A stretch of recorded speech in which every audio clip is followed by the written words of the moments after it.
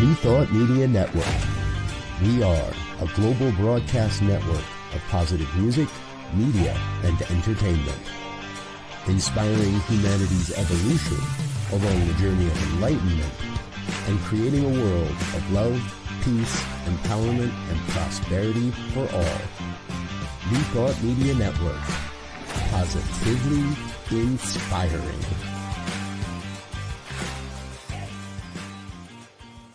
New Thought Media Network is proud to present New Thought's Roots and Branches with Reverend Dr. Ruth Miller. Join us every Tuesday at 4 p.m. Mountain Time. Tune in live or watch anytime on our YouTube channel. Discover the rich history of New Thought and its impact on modern spirituality. Join Reverend Dr. Ruth Miller as she shares insights, stories, and teachings that inspire and uplift. Experience deep insights and transformative teachings that connect you to the roots of New Thought. Visit our YouTube channel to catch up on past episodes and join us live every Tuesday at 4 p.m. Connect with us and be part of the journey.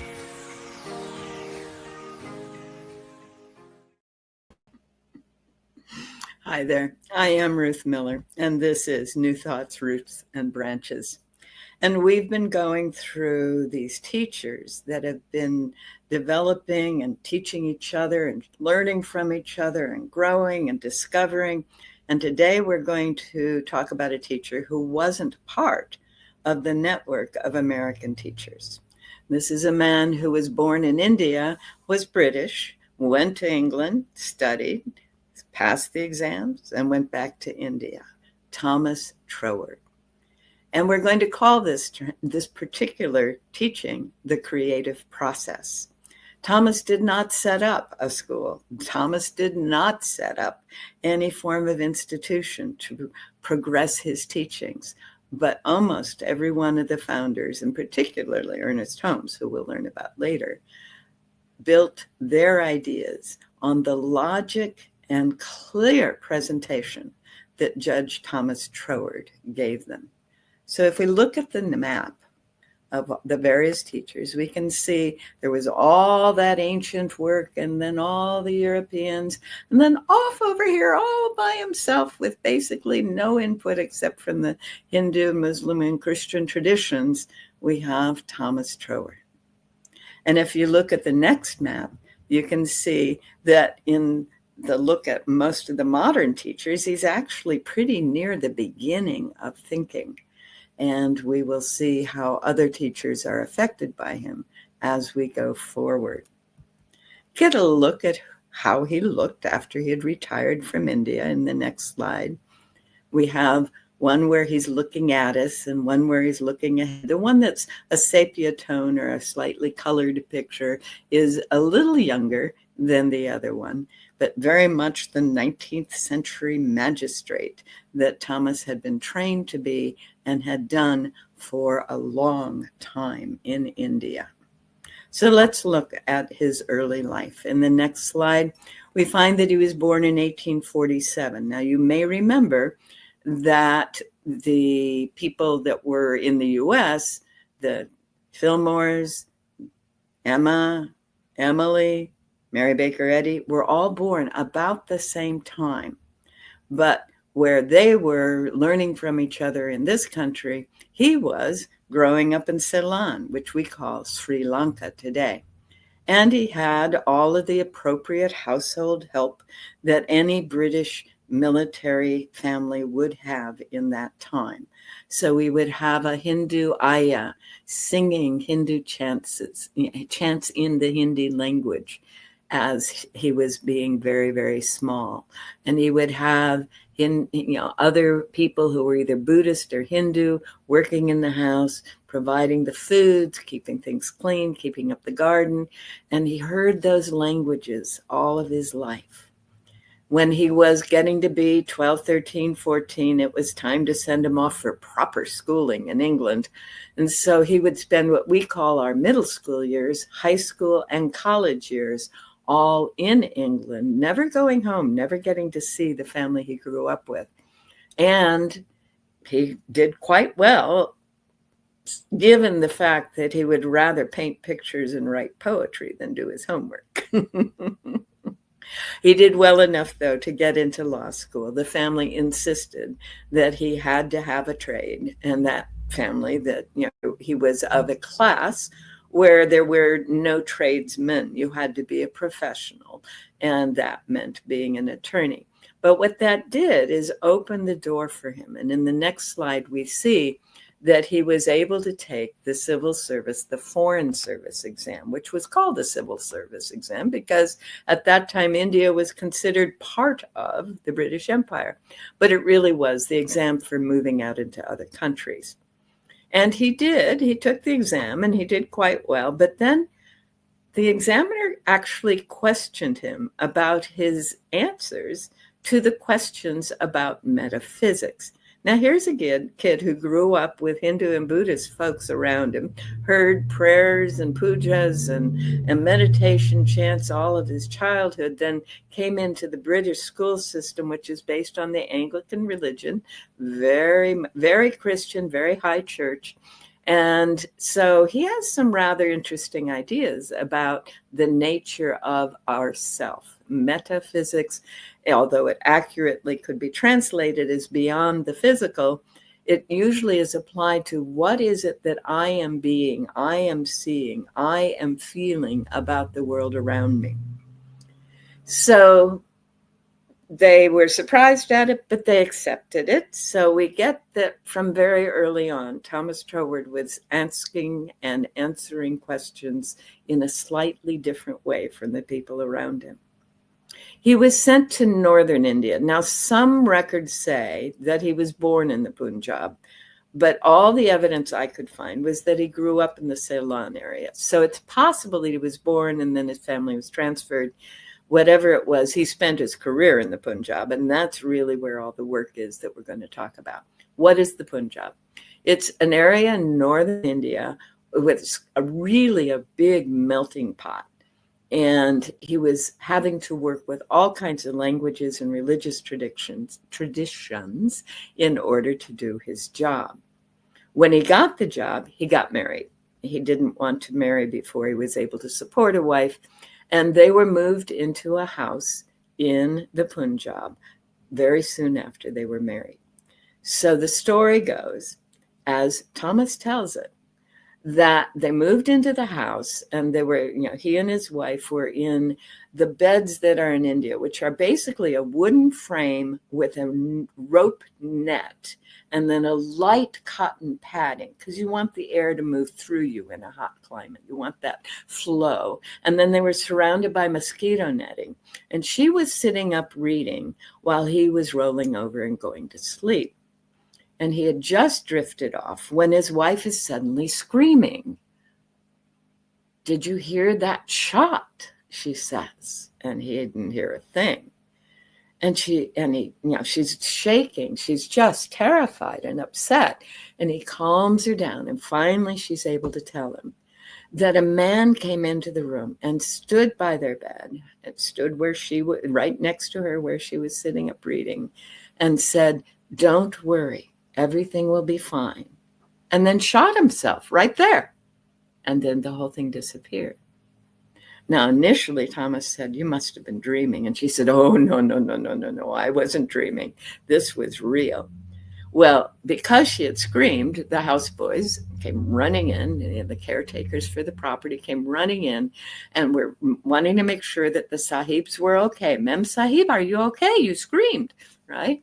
And they decided to change rooms just in case something might come of this experience.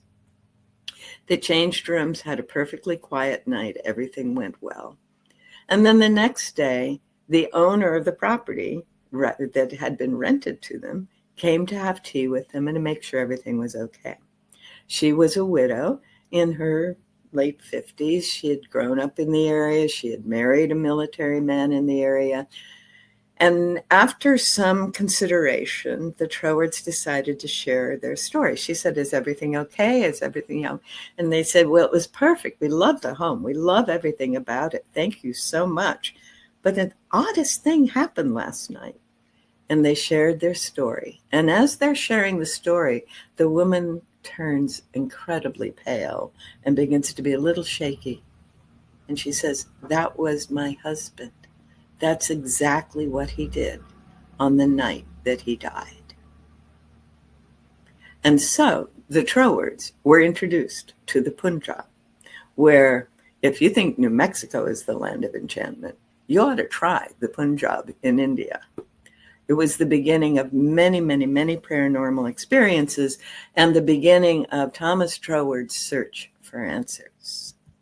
So we go on to the next slide, and we find that in the process of doing so, he realizes that the Bible had some of the answers, and as he grew older, he studied the Bible more and more fully. But he also, because he was working and presiding over lawsuits among Hindus and Jains and Sikhs and Muslims and Jews and Buddhists and Christians and all these people, he began to learn their languages and study their scriptures and understand their belief systems. My grandmother moved to India about 10 years after Troward returned. No, about 20 years after Troward returned. And she also lived in the Punjab for some of that time. And she saw these men and these teachers and these what were called fakirs, those are the Muslim holy men, would be able to do incredible things. And when I was growing up, she was back in the States. And when I was a little girl, she would tell me stories. And so I know for sure that Thomas Troward must have experienced these stories because they were on the streets in the towns across the Punjab region. And some of them were of a man who had been born blind, now able to see, or someone whose leg had been badly broken, healed right there on the street. Not to mention all the other stories we hear about sleeping on beds of nails and cobra dancing and all that other thing. So healing was happening around him. And what we would call miraculous events were going on all the time around Troward as he was building his life with his wife in the Punjab. So he really wanted to understand what that was about. He read the Bhagavad Gita and the Upanishads. He read the Maharana, which is a story of the unfolding of the miraculous presence of Krishna in people's lives. He read a lot of the Buddhist sutras. He read the Jewish Old Testament, of course, but he got hold of Torah and read it in the Hebrew, and on and on. He studied those religions as fully as possible to find out what was going on. In the next slide, we see that after a time, after about 20 years, actually, he and his family began to go through a rough period. And there was an illness. It was kind of like COVID. It was a pandemic. It ran across India and thousands of people died. And unfortunately, Thomas's wife and children died in India. And very soon thereafter, he retired. He said, I think I've had enough. So he retired, and after kind of traveling around and closing things up and coming to his senses around a whole bunch of things, getting over the grief, he returned to England in 1902. He moved into London, and he started to write. He started to write all of these thoughts, all of these ideas, all of these experiences into some possibly coherent form. Now, remember, this is a judge. He's used to logical arguments based on evidence. And so guess what he's going to write? Logical arguments based on evidence. And that then began to lead to the explanation. It also, unfortunately, led to even more paranormal events. One of those was described when he was looking for a nanny for his new children with his new wife. They moved to Cornwall and they had a home, and his wife put an advertisement in the London paper, which is what everyone did in England. It didn't matter what part of England you lived in, your ad was in the London paper. And someone answered, sent a letter saying that they would be coming to interview with her. Well, in between her sending in the letter, the announcement for the job, and the person coming to interview, Thomas is sitting at his desk writing away. He's in that kind of half hypnagogic state you sometimes get into when you are thinking about things and writing words and, trying to get it all figured out. And he looks up and he sees a woman, two women, coming in the front door, looking around, going up the stairs, looking around, coming back down the stairs and leaving. My, that was strange. But he was in his den. His wife was in charge of the house at that point. He figured that was supposed to be what was going on, and he went back to his writing. Within a week, the new candidate showed up with her mother. Well, her mother didn't come inside. Her mother stayed in the carriage. The candidate came in and was greeted by Mrs. Troward, was shown around the house, and was absolutely clear, oh yes, absolutely, this would be perfect. And the two of them worked out a lovely deal. Well, it took some time before Thomas was willing to trust her enough to ask how it was that she knew to come to the home and look at it before she actually arrived physically. And he asked how her mother was, whom she had never mentioned. That gave the proof to his experience, and she was blown away. But by that time, she had seen enough of him to know that he was a reasonably sane, sensible man. So something must have actually happened here. But she was wearing exactly the same clothing that he had seen. This kind of story is written in several of Thomas's books, particularly The Law and the Word, that we'll talk about here shortly. Moving to Cornwall, next scene, is very much like moving to the Oregon coast, except there are more little inlets. But it's bluffs and hills and trees above the ocean. And Cornwall includes a little bit of east-facing ocean, but it's mostly west and southwest. So those of you who live in Oregon will have a sense of what it is like to have moved to Cornwall. And the place that they were located was in a village where he could walk easily to one of those beaches that we can see in this 1914 photograph of the Cornwall coast. In the next slide, we learned that while he was in London, whenever he visited London, he would sit in a tea shop and write. And one time, along about 1912, I think it was 1912 and 1914, right in that period, he was sitting and writing in very scrawling handwriting on legal tablets, of course, because he was a lawyer. And in a tea shop at that time, and still in some parts of England, if you're sitting at a table and there isn't any other opening, someone might ask to join you. And a very nice woman asked to join him, and he's writing away. And after a time, she finally says, "Excuse me for interrupting, but it looks to me as if you are writing a higher thought." And he looks at him. He looks at the lady across the table, and he says, "Well, I'd like to believe this is a higher than usual thought." Well, it turns out she's the secretary of the newly formed Society of Higher Thought that meets just down the street. And, well, she's having a bit of tea before the meeting. So she introduces him to the group, and he tells them a little bit about what he's writing about. They get very, very, very excited. They ask him to tell more, and then they set up a series of lectures, the Edinburgh Lecture Series. Now, most of us who've been introduced to Thomas Troward, this is the book we were introduced to. And it's pretty intense. It's so intense that when he got up and gave those lectures in Edinburgh, people would listen and they couldn't follow the incredibly complex combination of language they were hearing that was delivered in a monotone, like a court sentence rather than like a story or a lecture might be from a platform speaker, right? So they were having a hard time with it.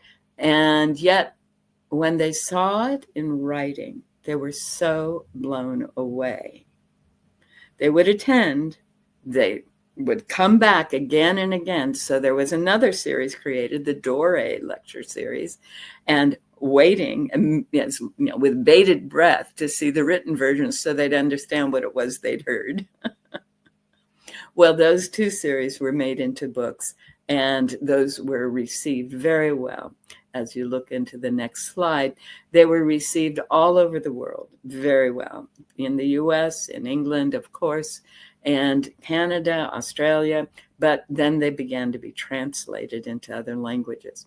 And this set, the Edinburgh lectures, the Dore lectures, his book, The Creative Process in the Individual, which is what he says, God dwelling within us, that's his language for it. And then The Law and the Word and The Hidden Power, those 5 were published while he was alive. And then the last one, The Hidden Mysteries, is the one that his wife published after he passed away. But he had shared a lot of those essays in other forms. He did a lot of writing, but that was normal for a Victorian gentleman who had retired from the Foreign Service at that time. In our next slide, we see that he was so well received that he was declared the vice president at the 1914 meeting of the International New Thought Alliance. And when the philosopher William James, the American philosopher who wrote a history of religion based on psychology, so he was a philosopher psychologist at Harvard, said this about the lectures, the book that was the lectures, the Edinburgh lectures: far and away, the ablest statement of philosophy I have met. Beautiful in its sustained clearness of thought and style, a really classic statement. Now, for all the poor New Thought ministry students who have struggled with the Edinburgh lectures, that must be very hard to hear. The ablest and clearest, beautiful in its sustained clearness, right? But truly it is. You have to kind of get into his mindset. You have to understand a little bit about Victorian English. And frankly, I got a little bit scared when I was asked to translate Thomas Troward's Victorian prose into modern English. But I did, and I have produced a volume called The Creative Process, or the Creative Power of Thought, Thomas Troward's Metaphysics. So I took some of the Edinburgh lectures and some of his other writings, and some that were published after he passed on, and wrote them in modern English. And you can find that online anywhere else. If you've had trouble with Troward, try my book as a start. Then you'll be fine. He'll be clear as a bell. I don't guarantee it, but I assure you it probably is. So in the next slide, we see that there actually was an INTA Congress in London in 1914, and notice that it's almost all ladies, which actually fits the bill, given that we know that Emma Curtis Hopkins was there, Emily Cady was there, Nona Brooks was there, and a number of others were there to help create this international alliance of people who were thinking in this new way about their relationship with the divine. Not new historically, but new culturally. Our culture was based on there being a God out there who didn't have anything to do with us except as a judge of our behaviors. And these people are saying, no. We need to have a different relationship with the divine. And they were very well attended. In fact, INTA meetings have at sometimes drawn thousands and thousands of people. I know the first time I attended one along about 1982, thereabouts, there were 3,000 or 4,000 people attending, and there was a whole lecture hall full of tables full of books and such. So yes, many people attending INTA. It has diminished over the years, and we'll see what happens in the future. But in 1914, it was launched. and included England, Canada, the US, and Australia at that beginning stage, and now includes, people from many countries all over the world. In the next slide, we can see what it is that people really, really understood and appreciated about Troward. In fact, when I was first taught that Troward was an important contributor to New Thought, this was the only thing I was given. My mind is a center of divine operation. The divine operation is always for expansion and fuller expression. And this means the production of something beyond what has gone before, something entirely new, not included in past experience, though proceeding out of it by an orderly sequence of growth. Therefore, since the divine cannot change its inherent nature, it must operate in the same manner with me. Consequently, in my own special world, of which I am the center, it will move forward to produce new conditions, always in advance of any that have gone before. Now, if any of you saw the film, What the Bleep Do We Know?, you may recall that there was one of the interviewees was Dr. Joe Dispenza. At the time, he was working on his PhD in physics, having been a chiropractor and studied neurophysiology. He's now practicing neurophysiology in a huge way. But during the production of that movie, he got on and he said, every day I go inside and I tell myself, my higher self, create something wonderful for me today. Create something that is absolutely unexpected, so I know that it wasn't my own ego that was creating this.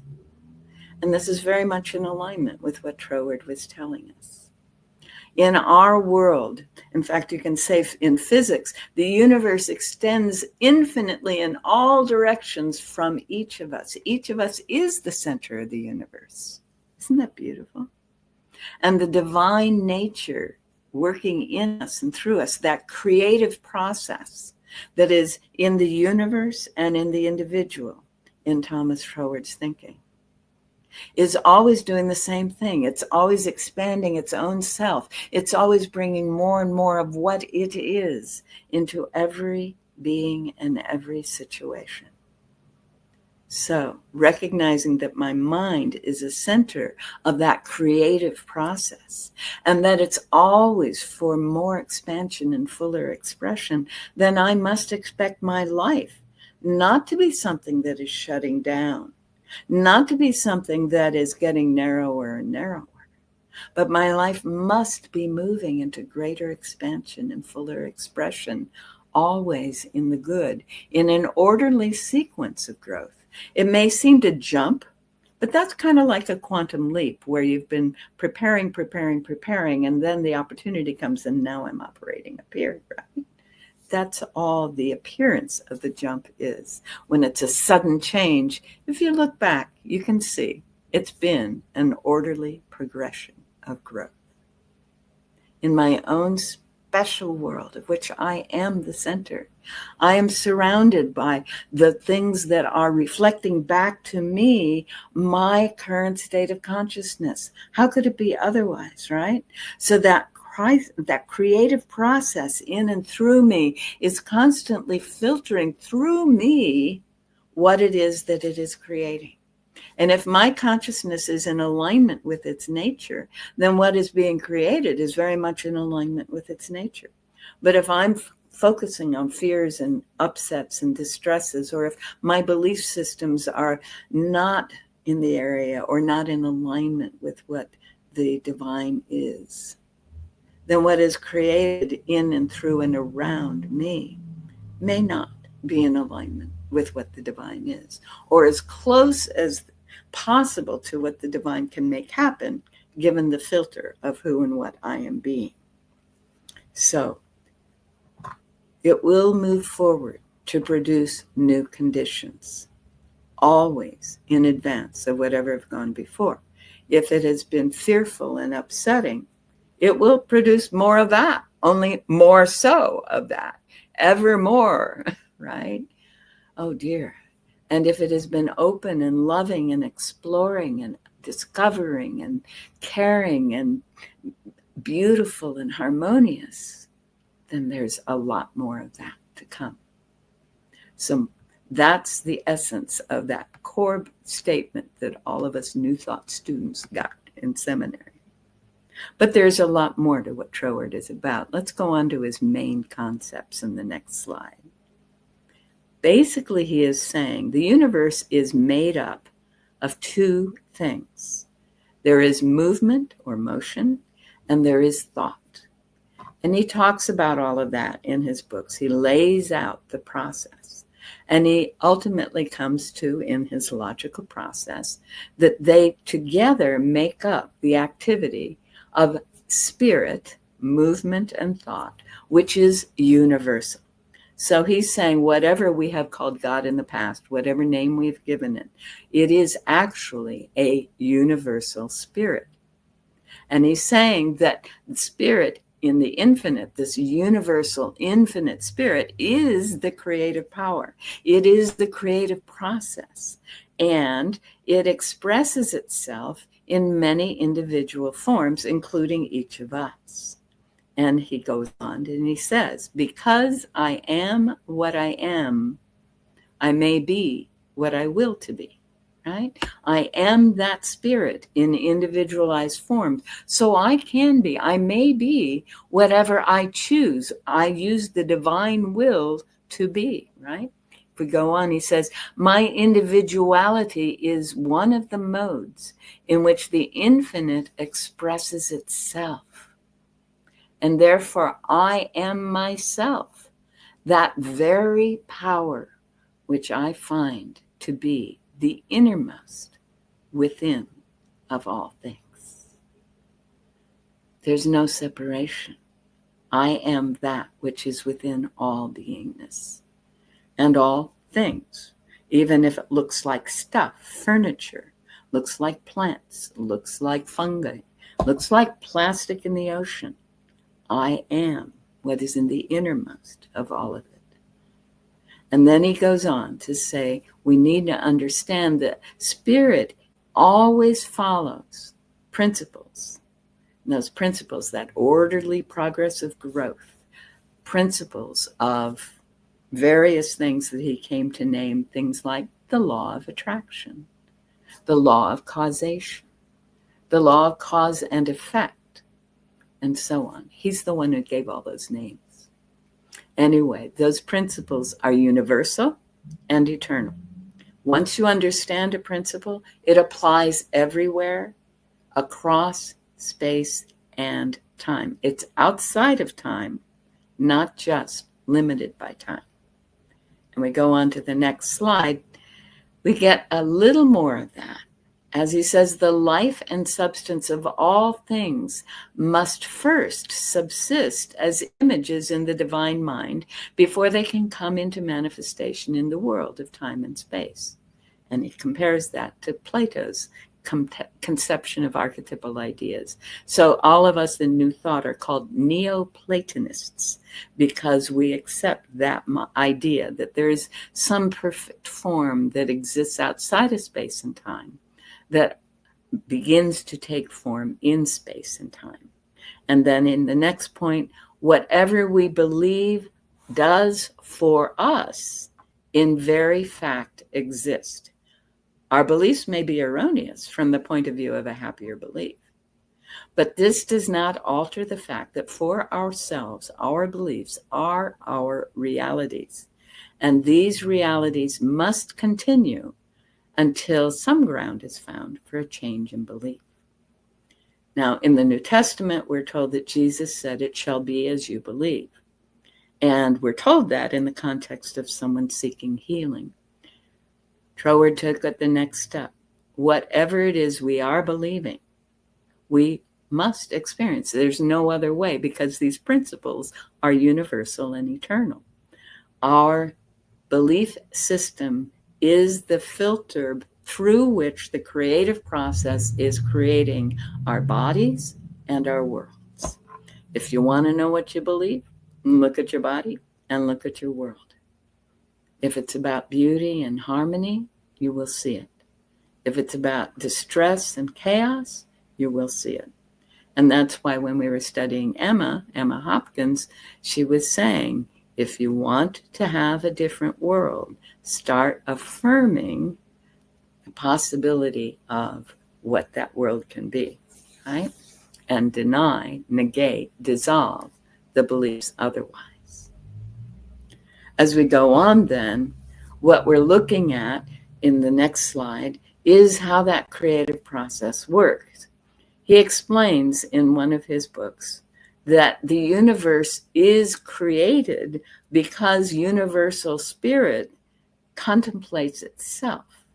Then through this orderly set of principles and processes that is always expanding and always for the betterment of the whole and every individual within the whole, it is contemplating itself. We contemplating ourselves, our being spirit contemplating itself.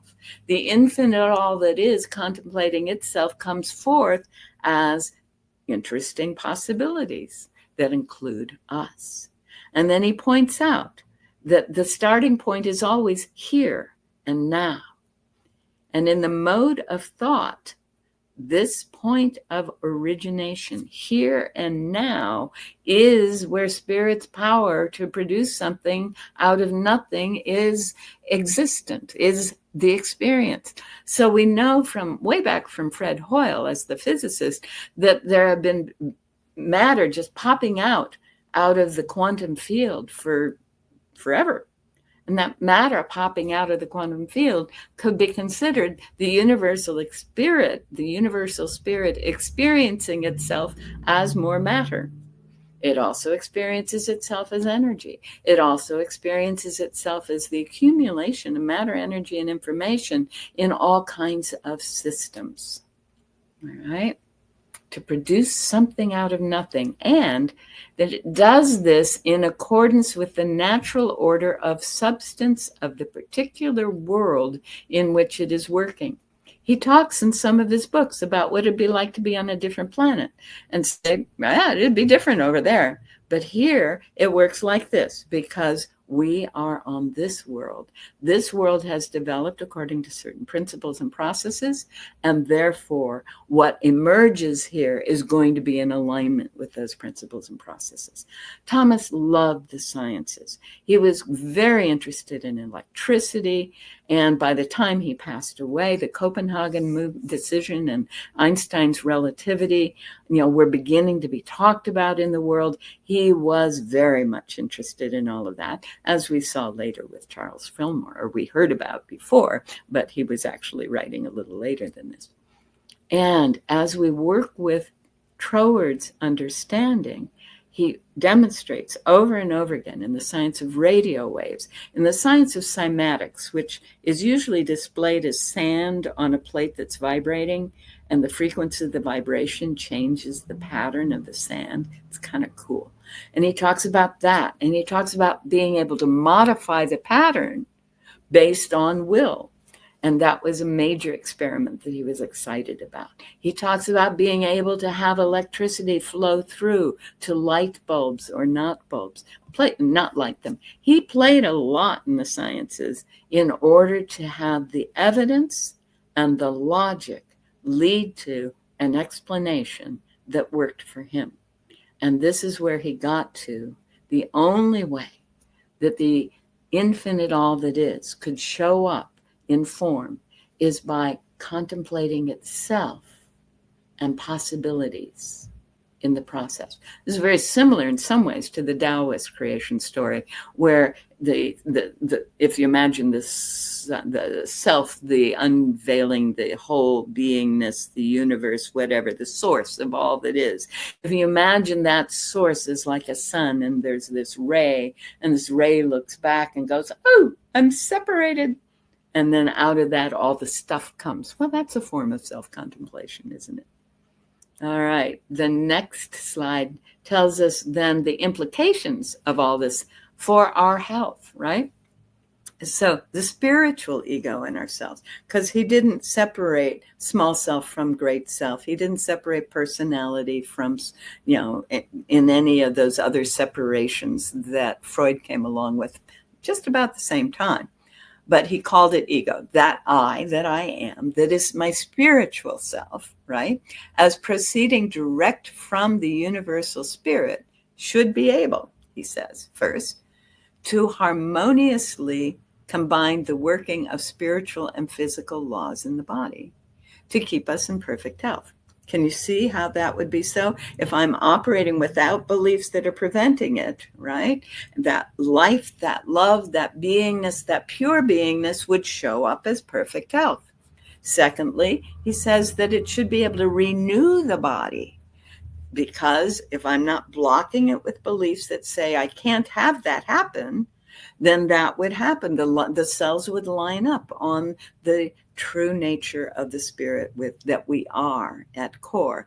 And thirdly, he suggests that it carries the process still further and perpetuates the renewed body as long as the individual might desire. Now, we know that there are many cultures in which people live well into their hundreds, where they're very physically active, well into their 90s and hundreds. And then one day, the man or woman decides, I'm kind of done. And they go and they lay their body down and they're done. Isn't that interesting? Much in alignment with what he was teaching. In the next slide, that we see that illness results from the belief that some material form or substance is a cause or entity that can cause disease or distress. This is the Course in Miracles saying the same thing in the 60s, for what that's worth. And he says, but our knowledge of universal spirit tells us there is only one primary cause, and it is universal spirit. That is the only cause. And again, that's what the Course in Miracles teaches us: spirit, soul, mind, body. Each of those is affected by the previous layer. All our life, he says in the third point, we have been holding to the false belief in sickness as a primary cause. And he says, the appearance of illness then is based on a belief, and the basis of all healing is a change in belief. And this is precisely where Quimby and Eddy and Hopkins and all those people came to in their own path on the other side of the world from India, where Troward was developing his ideas. And when he came to it through his own line of reasoning, his own logic, they were able to build on that in future work. And their students were too. So in the next slide, we see that the process of healing then is reducing the block, right? He says because the subconscious mind, the mind that is actually running the body, is directly linked with universal spirit and accepts whatever it is told precisely as it is presented. And a lot of us have heard about that. Don't say negative things to the subconscious because it only hears precisely the thing, or the subconscious doesn't know a joke, right? Those kinds of things. Second point, placing an idea in the subconscious mind, that is on the plane of the absolute, without reference to time and space, is not the same as placing the same idea in the conscious intellectual mind, which only perceives things as related to time and space. And sometimes we talk about that as this idea internalized yet? Has it gone into the heart? Have I really got this idea? Heinlein used to say, do you grok this idea? So he points out in the third point, a way to know that you are working on this level of mind is to experience the limitless state immediately before or during taking action.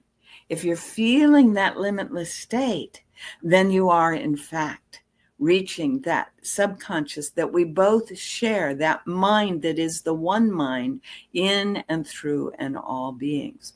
And he points out that it may take several times to eliminate those layers of blockages against this opening until at last, he says, a permanent cure is experienced. Well, Thomas was an effective healer, an amazing writer, and the time came when he was pretty much done. He continued to paint, and he did beautiful watercolors. I cannot find one online. I'm really looking for one because everyone says they were lovely. They won awards in India. When I was in India, I was looking for them, couldn't find any. But he really loved seascapes because of the infinite quality and the light and the way the light played on the water. In fact, during World War II, because 1914, World War I, 1914 was the beginning of World War I, he would sometimes just head out with his paints without really thinking about it. And the Civil Patrol would have to come and say, Judge Troward, no, we can't have you documenting what's going on the coast right now. And they'd pull him back in. And finally, in May of 1916, he gave up and he died in his sleep. And his wife went through his papers and proceeded to publish many of the things that he had not either got around to or didn't quite believe that people would appreciate. And so there we have the life and teachings of Thomas Troward. In English, he's Troward, the creative process in and through all that is. Thank you for joining me here today. It's been a delight to share another root and branch of the New Thought movement. Have a lovely week. Bye.